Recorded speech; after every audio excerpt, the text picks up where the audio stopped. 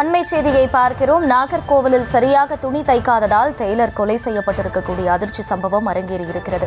விவரங்களோடு இணைகிறார் செய்தியாளர் சதாம். சதாம், வணக்கம். முழு விவரங்கள்.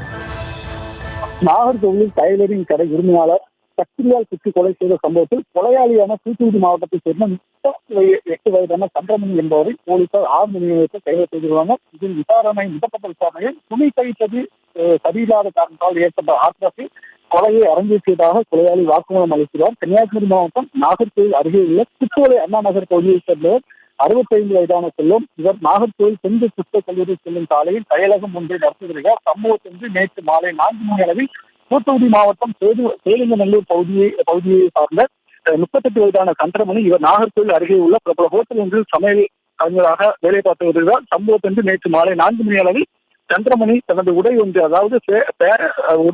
ஆல்டர் செய்வதற்காக செல்வம் கடைக்கு சென்றுள்ளார். ஆடையை தைத்த பின்னர் 4 மணி அளவில் வாங்கி சென்றுள்ளார். மீண்டும் 6:45 மணி அளவில் டைலர் கடைக்கு மீண்டும் வந்துள்ளார். அந்த உடையை ஆல்டர் செய்வது சரியில்லை என கூறப்பட்டுள்ள இவர் சந்திரமணி தரப்பில் கூறப்பட்டது. இருவருக்கும் இடையே வாக்குவாதம் சண்டையாக மாறியது.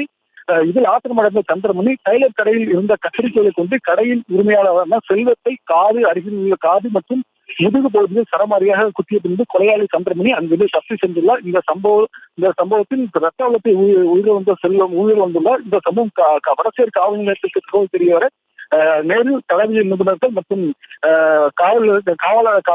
போலீசார் நேரில் சென்று விசாரணை நடத்தினர். விசாரணையில்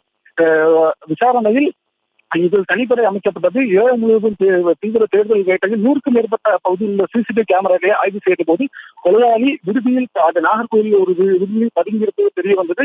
உடனடியாக அவரை கைது செய்ததால் நடத்திய முதற்கட்ட விசாரணையில் உடையை ஆல்டர் செய்வது சரியில்லை என்றும் இதனால் இருவருக்கும் ஏற்பட்ட வாக்குவாதத்தில் சந்திரமணியை கத்திரிக்கோளால் கொண்டு கடையின் உரிமையாளர் குத்தி கொலை செய்ததாக வாக்குமூலத்தில் கூறியுள்ளார்.